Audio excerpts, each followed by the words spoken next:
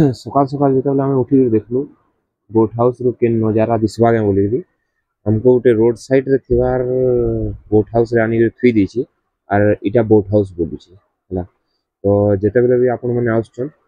जेन जगह रे रहउछन proper details नै जन जे पहला जेते से कहबा बोट हाउस बोली गरी केन बोट हाउस आपण पहला पचरे दो जदी आखे पाखे थिबा बेले जे देखि दन विजिट थरे कर दो तापर जानि परबे नहले एंता अवस्था हवा हला। कहबा बोट हाउस बाकी देवा रोड साइड रो गोटे बोट उठे हला जेन थरे कि किछि भी व्यू नै था सकाल उठी जाई किछि भी व्यू नै